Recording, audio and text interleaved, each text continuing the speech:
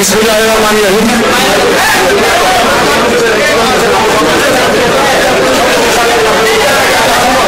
উপস্থিত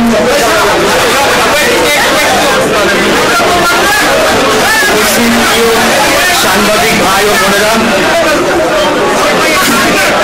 প্রথমে আমি দুঃখ প্রকাশ করে নিচ্ছি দীর্ঘক্ষণ আপনাদেরকে অপেক্ষা করিয়ে আমাদের এই আজকে সংবাদ নিচ্ছি। আজকে যে প্রেস কনফারেন্সটি আমরা করব, আমাদের এই একটা প্রেস রিলিজ যাবে, আমি এখান থেকে রিড আউট করবো, পরবর্তীতে একটা কপি সবাইকে দিয়ে দেওয়া হবে।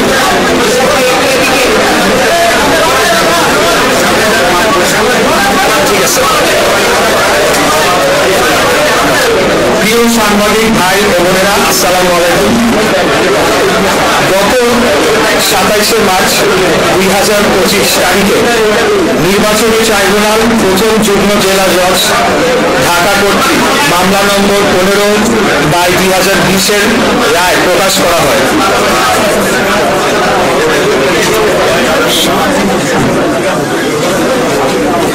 এই রায়ের মাধ্যমে 2020 সালের 1 ফেব্রুয়ারিতে অনুষ্ঠিত ঢাকা দক্ষিণ সিটি কর্পোরেশন নির্বাচনে গায়ের জোরে বেআইনিভাবে প্রকাশিত বানোয়াট ফলাফল ও গ্যাজেট বাতিল করে পলাতক ফজলেনুর তাপসকে অবৈধ ঘোষণা করা হয় এবং ধানের শীষ মার্কা নিয়ে প্রতিদ্বন্দ্বিতা করা ইশরাক হোসেনকে অর্থাৎ আমাকে বিজয়ী ঘোষণা করা হয়। এই রায়ের পরিপ্রেক্ষিতে 27শে এপ্রিল 2025 সালে নির্বাচন কমিশন ইসি গ্যাজেট নম্বর ইশরাককে মেয়র হিসেবে আনুষ্ঠানিকভাবে স্বীকৃতি দেয়। পরবর্তীতে গ্যাজেট ও রায় চ্যালেঞ্জ করে রিট দায়ের করা হয়। আমি এখানে গ্যাজেটের যে রিট দায়ের করা হয়েছিল সেই সংক্রান্ত কয়েকটি তথ্য আপনাদেরকে পড়ে শোনাচ্ছি। 14 মে 2025 গ্যাজেট স্থগিত চেয়ে হাইকোর্টে রিট দায়ের।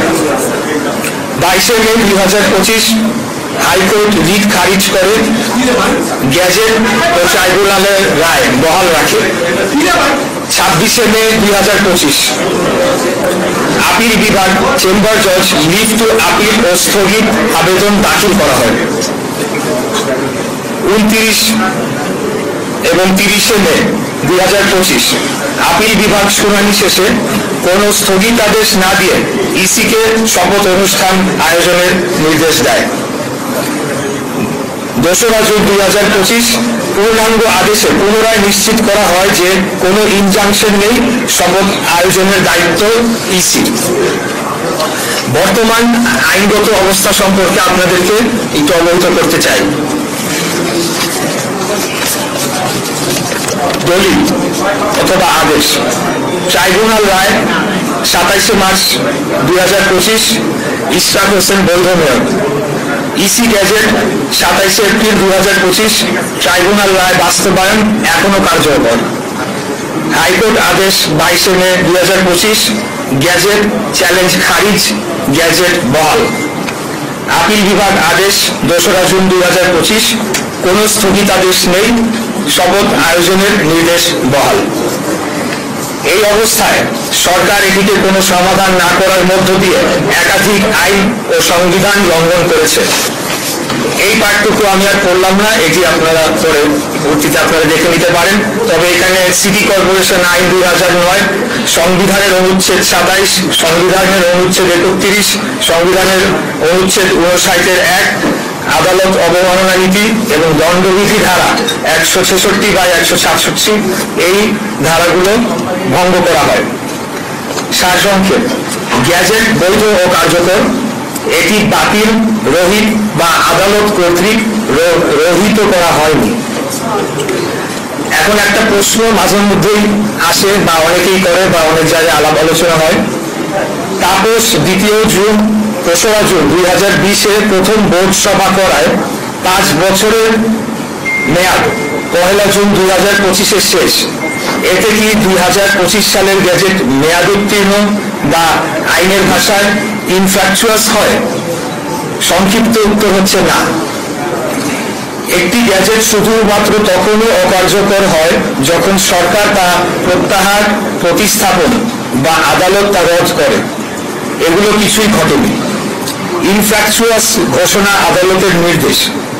যেহেতু প্রতিকার হিসেবে প্রতীকী শপথ, ক্ষতিপূরণ এবং ঘোষণা এখনো পাওয়া সম্ভব এবং বিষয়টি মূল, যেটি আদালতের ভাষায় হয়নি। ঢাকা দক্ষিণের সর্বস্তরের জনগণের যৌক্তিক আন্দোলন। আইনি বাধ্যবাধকতা পালনে স্থানীয় সরকার মন্ত্রণালয়ের গড়িমসি, হীন উদ্দেশ্য চক্রান্ত করে আইনি জটিলতা সৃষ্টি করা ও সর্বোপরি বাংলাদেশ এর সর্বোচ্চ আদালতের নির্দেশ অমান্য করার প্রতিবাদে ঢাকা দক্ষিণের ভোটাররা গত মে মাসের মাঝামাঝি থেকে রাজপথে নেমে আসে এবং প্রায় 1.5 মাস আন্দোলন চালিয়ে যায়। এই আন্দোলন চলাকালীন সময়ে এক পর্যায়ে বৈধ মেয়রের দায়িত্ব গ্রহণ না করার ফলে ঢাকা দক্ষিণ সিটির সর্বস্তরের কর্মকর্তা, কর্মচারী ও শ্রমিক কর্মচারী ইউনিয়ন এবং অন্যান্য ইউনিয়ন কর্মবিরতিতে যায়। সর্বশেষ পরিস্থিতি, জনগণের যে সকল অত্যন্ত গুরুত্বপূর্ণ সেবা বিঘ্নিত হচ্ছিল সেগুলো সচল করার জন্য আমার অনুরোধে সোমবার 23 জুন 2025 তারিখে নগর ভবন কর্মবিরতি তুলে নেওয়া হয়েছে।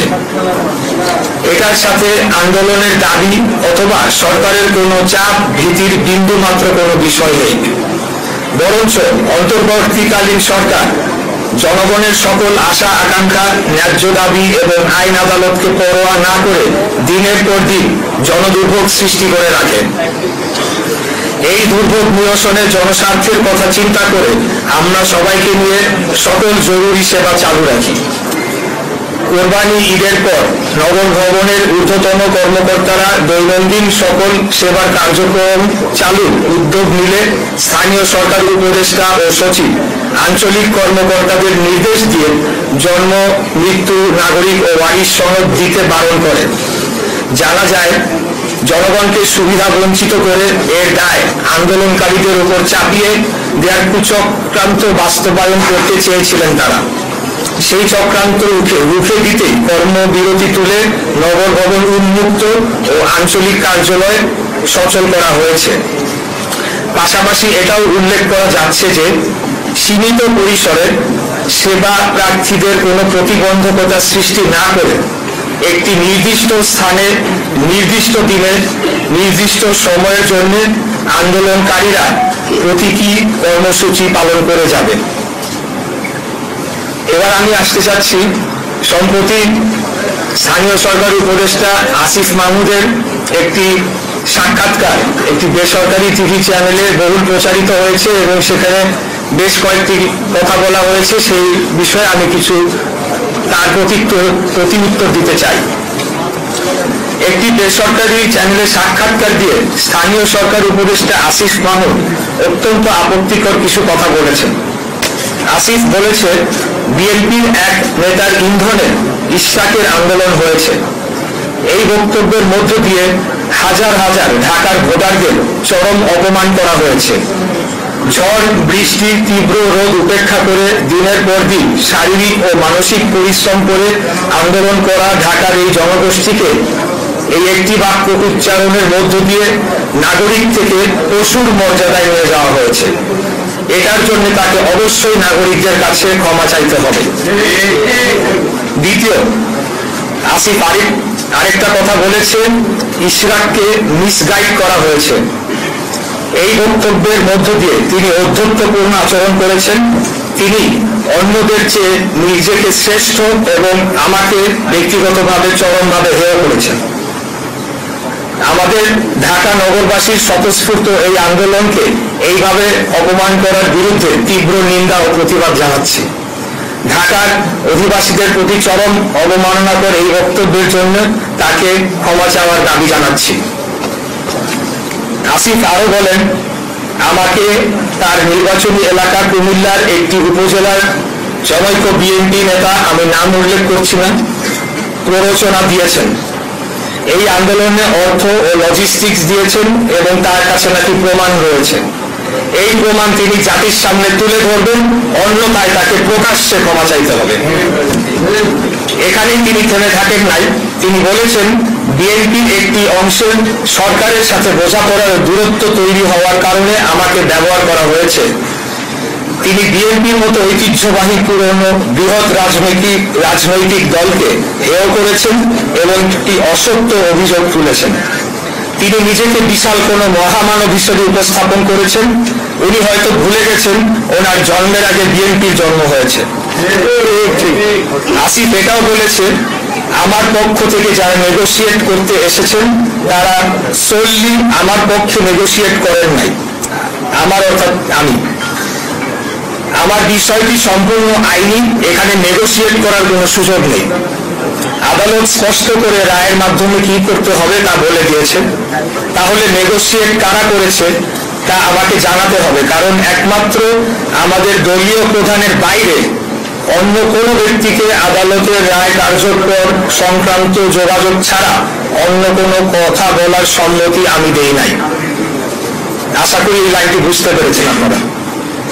তার এই অস্পষ্ট কথাবার্তায় প্রতীয়মান হয় তিনি হয় মিথ্যা বলছেন, না হয় তার বুদ্ধিমত্তা স্থানীয় সরকার মন্ত্রণালয় চালানোর জন্য সম্পূর্ণ অযোগ্য।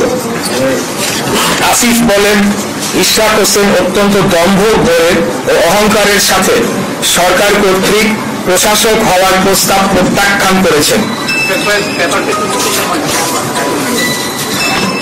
বরঞ্চ বিনয়ের সাথে এটি প্রত্যাখ্যান করার কারণ হিসাবে বলতে হবে, একজন বৈধ নির্বাচিত জনপ্রতিনিধি ও রাজনীতিবিদের জন্য এই প্রস্তাব অপমানজনক। 7, আসিফ মাহমুদ বলেছেন, সরকার কোনো নির্বাচনকে বৈধতা দিবে না। এটা কোন প্রক্রিয়ায় বাস্তবায়ন করা হবে এবং কবে, এটি প্রশ্ন রয়েছে। এখন পর্যন্ত তারা কোন কোন নির্বাচন অবৈধ ঘোষণা করতে পেরেছে? একটিও না। এর অর্থ এই দাঁড়ায়, বাংলাদেশের সুপ্রিম কোর্টের আপিল বিভাগ কর্তৃক বৈধতা বহাল রাখা গ্যাজেটকে পুরো অন্তর্বর্তীকালীন সরকার বৈধতা দিচ্ছে না বা মানছে না। সেটা সরকার কর্তৃক অর্থাৎ পুরো অন্তর্বর্তীকালীন সরকার কর্তৃক উচ্চ আদালত অবমাননার শামিল নয় কি? এই একই আদালত বাংলাদেশের সংবিধানের আর্টিকেল 106 এর ধারা অনুযায়ী বর্তমান অন্তর্বর্তীকালীন সরকারকে বৈধতা দেয়নি,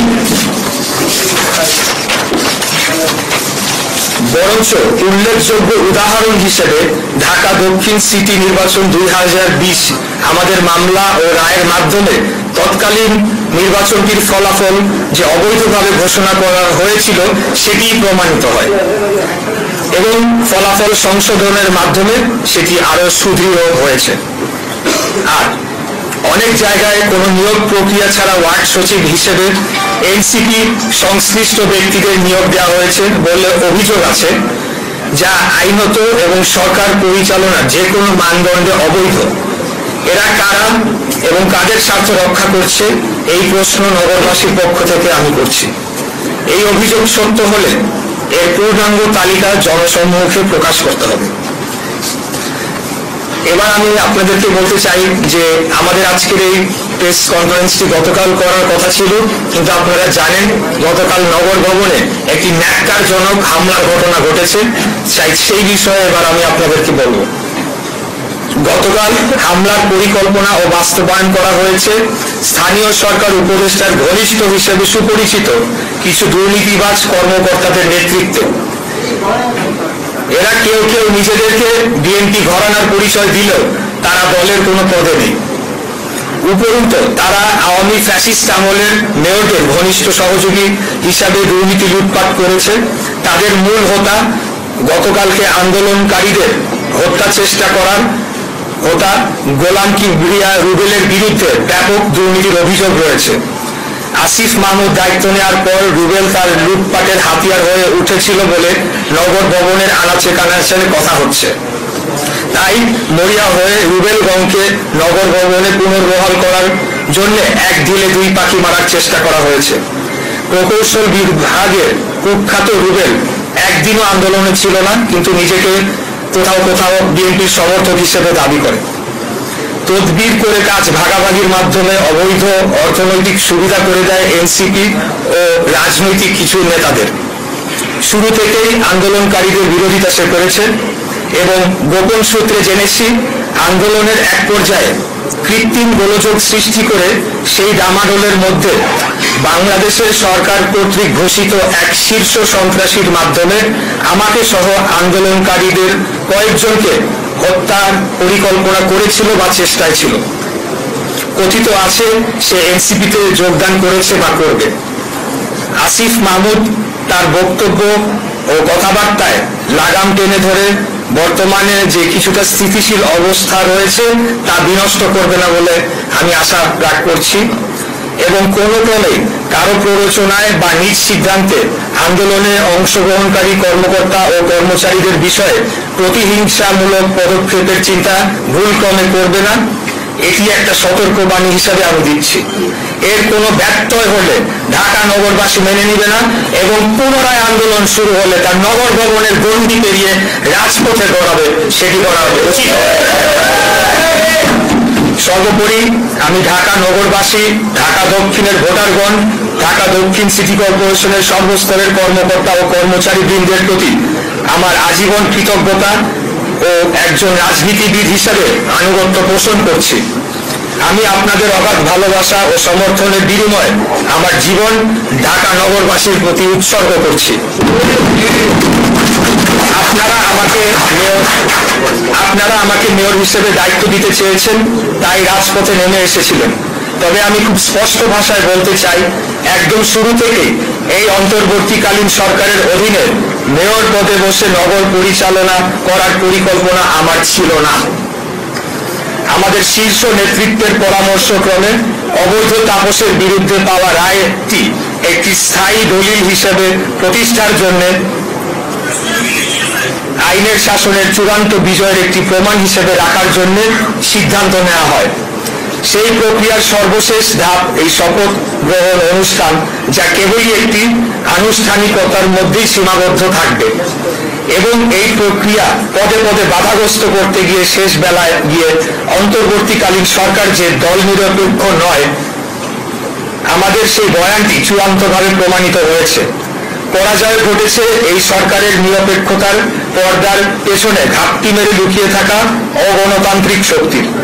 ভেস্তে গিয়েছে জনগণকে ধোঁকা দিয়ে বিনা ভোটে রাষ্ট্র ক্ষমতা দীর্ঘায়িত করার কোন সম্ভাব্য দেশি বিদেশি চক্রান্ত। আর বিজয় হয়েছে গণতন্ত্র প্রতিষ্ঠা ও বাংলাদেশের স্বাধীনতা সার্বভৌমত্বের অতন্ত্র প্রহরী জনগণের। এই জনগণ এখন কাউকে অন্ধবিশ্বাস করার পরিবর্তে সর্বদা সজাগ থাকবে। আমরা এই জনগণকে সুসংগঠিত করে ফ্যাসিবাদ পরবর্তী বাংলাদেশের গণতান্ত্রিক উত্তরণের যাত্রাকে অবশ্যই সফল করবো ইনশাআল্লাহ। অর্থাৎ যে কোনো মূল্যে যে একটি সুষ্ঠু সঠিক নির্বাচনের মাধ্যমে জনগণের সরকার প্রতিষ্ঠা করবই এবং এর বিরুদ্ধে কোনো ষড়যন্ত্র চেষ্টা করা হলে যে কোনো মুহূর্তে জীবন দিয়ে হলেও লড়াই করে জনগণের ভোটের অধিকার আদায় করে নেব ইনশাআল্লাহ। আল্লাহ হাফেজ। বাংলাদেশ জিন্দাবাদ, বাংলাদেশ জাতীয়তাবাদী দল জিন্দাবাদ। আমি মনে করি এখানে ব্যক্তিগত কোনো আক্রোশ নেই, ব্যক্তিগত কোনো আক্রোশের সুযোগও নেই। এখানে বর্তমান উপদেষ্টা পরিষদ সর্বসম্মতিভাবে তারা সিদ্ধান্ত নিয়েছে, আদালতের রায় যাই হোক, আইন আদালত যাই বলুক, তারা ইশরাক হোসেনকে ঢাকা দক্ষিণ সিটি কর্পোরেশনের দায়িত্ব নিতে দিবেন। এটির পেছনে আমি মনে করি সম্পূর্ণ রাজনৈতিক কারণ রয়েছে এবং ঢাকা শহরের একটি কর্তৃত্ব প্রতিষ্ঠার চেষ্টা যে তারা করে চলেছে একটি নতুন গঠিত রাজনৈতিক দলকে সুবিধা দেওয়ার জন্য, সেটি বাধাগ্রস্ত হতে পারে এবং সেখান থেকে প্রাপ্ত অর্থনৈতিক সুবিধা সেই দলকে গঠনের জন্য কাজে লাগানোর কাজ বাধাগ্রস্ত হতে পারে। এই সকল জিনিস বিবেচনায় তারা এই সিদ্ধান্তটি নিয়েছে। প্রথম যে বিষয়টি জিজ্ঞেস করেছেন তা আমি সুস্পষ্টভাবে আমার এই লিখিত বক্তব্যের মধ্যে বলেছি। তার সংশ্লিষ্টতা আছে কিনা সেটি আমি বলবো যে আইন শৃঙ্খলা রক্ষাকারী বাহিনী এই বিষয়ে একটি মামলা হবে। এই মামলার তদন্ত সাপেক্ষে তারাই চূড়ান্তভাবে বলতে পারবে, কারণ প্রমাণাদি ছাড়া আসলে কারোকে আমরা অভিযুক্ত করতে পারি না বা ব্লেম দিতে পারি না প্রমাণ ছাড়া। আমি কেবলমাত্র এটাই বলেছি যেটা বাস্তবের চিত্র এবং সত্য, সেটি হচ্ছে যার নেতৃত্বে এই হামলাটি হয়েছে সে এই উপদেষ্টার অত্যন্ত ঘনিষ্ঠ মানুষ ছিল, ঘনিষ্ঠভাবে কাজ করেছে, কিন্তু এই ব্যক্তি তো আরো অনেকেরই ঘনিষ্ঠ ভাবে কাজ করেছে। অতএব এটা আইন শৃঙ্খলা রক্ষাকারী বাহিনীকেই তদন্ত করে চূড়ান্ত সিদ্ধান্ত দিতে হবে। এই বিষয়ে ইতিমধ্যেই গতকালকে আমরা স্পষ্ট করে বলেছি, বাংলাদেশ জাতীয়তাবাদী শ্রমিক দলের একমাত্র রেজিস্টার্ড নগর ভবনের একমাত্র শ্রমিক কর্মচারী ইউনিয়ন যেটি রয়েছে সেটি আরিফ চৌধুরী এবং বাবু তাদের নেতৃত্বে রয়েছে। এর বাইরে কেউ যদি দাবি করে থাকে তারা শ্রমিক দলের বা বিএনপির সমর্থক, তাহলে সেটা তাদের কর্মকাণ্ডের মধ্য দিয়েই প্রমাণ হবে আগামীতে যে তারা কি জাতীয়তাবাদী দলের সমর্থক কি না। তারা যদি এই বর্তমান উপদেষ্টার কথায় প্ররোচনায় এসে আমাদের উপরে হামলা করে এবং আমাদের এই আন্দোলনে যারা সবচেয়ে পরিচিত মুখ হিসেবে যাদেরকে আমরা প্রতিদিন দেখেছি তাদেরকে নির্মমভাবে আঘাত করে এবং একজন তাকে ছুরি দিয়ে স্ট্যাব করা হয়, তার লাংসে একটা ফুটা হয়েছে, আমরা জানি না তার কি হবে, এবং আরো কয়েকজনের খুবই অত্যন্ত খারাপ অবস্থা রয়েছে। তো তাই আমি বলবো যে তাদের যে কর্মকাণ্ড সেটি বলে দেয় তারা দোসরের আচরণ করছে নাকি আমাদের সমর্থকের ভূমিকা পালন করছে। ধন্যবাদ। প্রথম যে প্রশ্নটি করেছেন, আমার মনে হয় যে এই কাজটি আমার নয়, এটি আইন শৃঙ্খলা রক্ষাকারী বাহিনীর কাজ। আমি তথ্য যেটুকু পেয়েছি এবং বিভিন্ন মাধ্যমে বিভিন্ন সূত্রে আমরা যেগুলো তথ্য পাই এবং যে সকল কর্মকাণ্ড বিগত 7-8 মাসে হয়েছে সেটির উপর ভিত্তি করে এবং বিভিন্ন ব্যক্তিবর্গের সাথে কথা বলে আমি এই বিষয়টি নিশ্চিত হতে পেরেছি।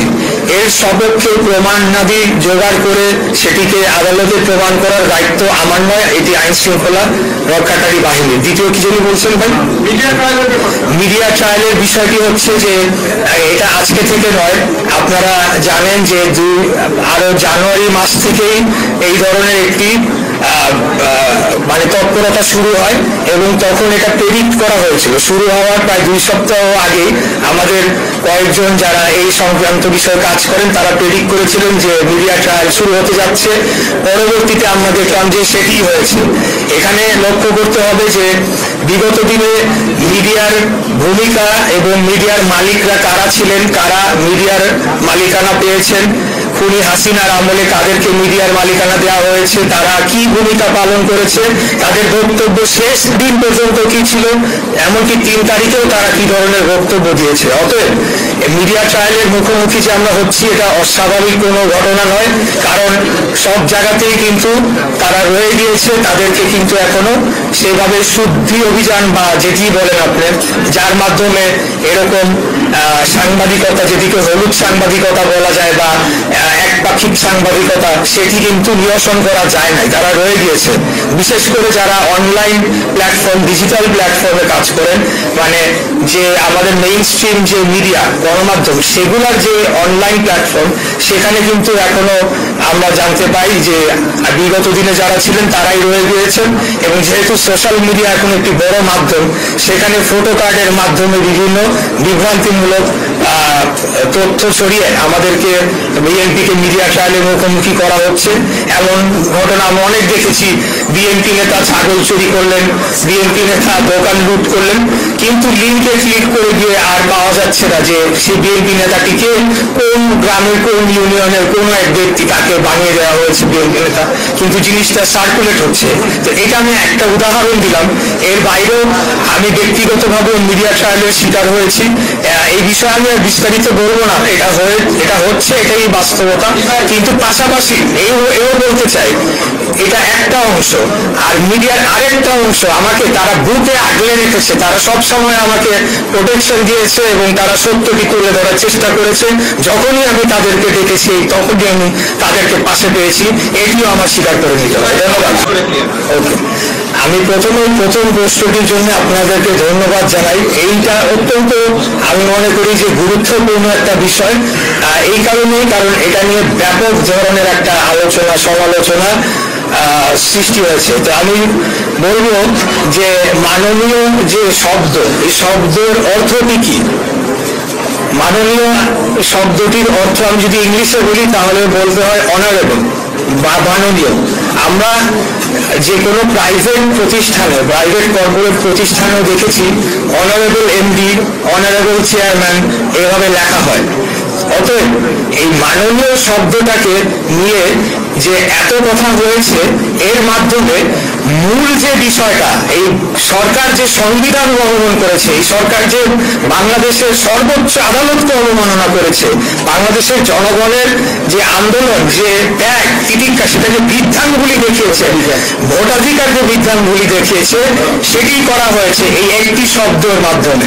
এই একটি শব্দের কোনো তাৎপর্য নাই, কিছুই নেই। আমি যেটা বললাম, এটা প্রাইভেট প্রতিষ্ঠানেও এই ধরনের শব্দ ব্যবহার করা হয়, যে কোনো চিঠিতেও এটা লেখা হয়। অতএব আমি জানি না যে, আমি জানি কেন, জাস্ট মূল বিষয়টাকে আড়াল করার জন্য সোশ্যাল মিডিয়া এবং 2-3 দিন আমি মেইন স্ট্রিম টিভি চ্যানেলগুলোর মধ্যেও দেখেছি যে টক শোতে, এবং উপদেষ্টা নিজেও বলছে, মানে এটা এমন কি বিশাল ঘটনা ঘটে গিয়েছে আমি জানি না। এটা তো আইন লঙ্ঘন না, সরকার যে আইন লঙ্ঘন করেছে, সংবিধান লঙ্ঘন করেছে, সেটা নিয়ে আলাপ হওয়া দরকার। মূল বিষয় হতে হবে সেটা, এইটা।